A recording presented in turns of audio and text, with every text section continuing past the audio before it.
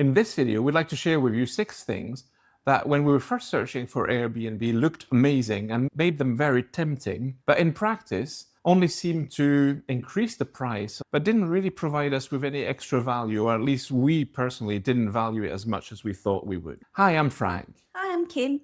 And we are FNK Life. So the first thing we thought we would enjoy and looks really attractive in the photos was a balcony or an amazing view.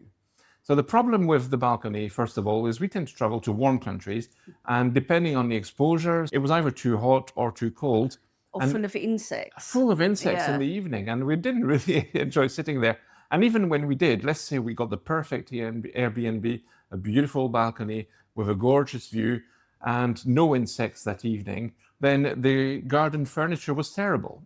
Yeah. So it was so uncomfortable to sit outside that we ended up not using the balcony as much as we thought. And also the views, whilst amazing, we prefer going to a nice rooftop bar or a beach and watch the sunset from there. This is why we're traveling to those locations, not to be sitting on a balcony, but to be in it. Yeah, and we're not smokers, but the other thing we found is we would make the effort to sit out there in that uncomfortable balcony furniture, and then we'd find our neighbour was a full-on smoker. And yes, downstairs, and we would share. That would ruin sitting outside as well. So they always look nice in the pictures, but we found in reality we don't tend to use them. And they do increase the price significantly. Yeah. On a similar note, the second thing that might surprise you is swimming pools. So again, they look great in the pictures, and we think, oh, it'd be nice to have a pool. But in reality, we just don't use them. Some of the condos we've stayed at have got a rooftop pool, but then you go up there and actually it's a lot smaller than it looks in the picture. And not always very well maintained, especially off season. So it's a small pool and loads of people there. So we end up not benefiting from this so much. And same with gyms in the condos where they'll advertise, hey, there's a gym, there's a pool, there's all the things you want. And despite the fact it's available, we haven't been using them. And if you really want a gym, there are often nearby gyms in the residential areas where we tend to stay, where you can get a good deal for a month's stay instead of using the limited gym or pool. Yeah, and they've got better quality equipment and more of it as well. Often the gyms in the places are just very small. And again, the equipment is a bit dodgy. The third thing that we used to think was really important was we need to check we have a coffee machine. We need to check it's got all those appliances, maybe a rice cooker, why not an air fryer, all those things. And it turns out that these days, from experience, if they don't have them, we're happy to just buy them. A cheap cafetiere, like we talked about in our recent video, is not expensive. Having a really big array of all fancy equipment, if it increases the price too much, it's not always worth it. So our fourth point linked to that is that we really don't look to have a fancy oven or hob. No. Because we find that we never really use an oven. I think there's only one time we would have used an oven, and that was in Franschhoek, South Africa, where one of the local supermarkets had amazing garlic bread that came wrapped in foil, and you just had to put that in the oven. And we were lucky enough to have an oven there. Yeah.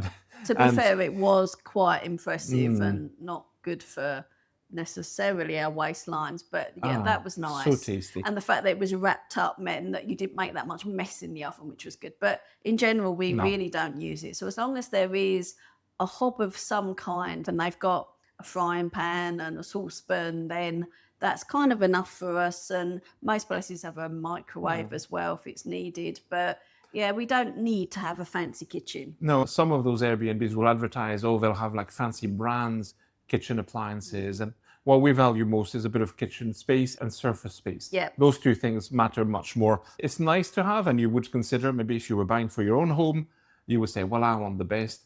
But when you're staying for a month, you don't need all those things, and it's definitely not worth paying the premium. And at number 5, one of the things that can really increase the price of an Airbnb is a really fancy decor.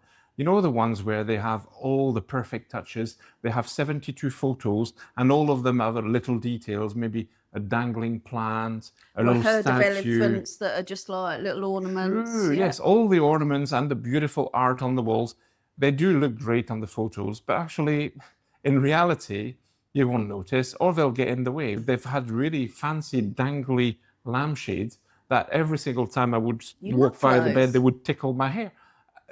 And there's always things that we move like off the table or the surfaces because we don't want to knock them over or break them. As you say, we often end up just moving those things out of the way because we want the surface space to be able to put things down. So all the knickknacks, all the cushions, all the extras, and the plants that get in the way. And also we find that plants attract insects. So having lots of plants in a house, it looks beautiful in the pictures, but it means that you're going to have little flies, ants, or other insects flowing around. So we'd rather have a nice, clean, minimalist space. Yeah, we don't mind some personal touches and a bit of decor, but we have noticed that some Airbnbs really go overboard for it. And again, that's not something that we're looking for. I mean, we'll still take one if it's the same price, but often they do increase the price for the artiness and the theme of the place. Sometimes we wish we had some art on the wall. Yes. It would make a much nicer background for recording our videos, but generally, not worth paying the money. And the last thing that we don't need is that parking is useless to us. Yes.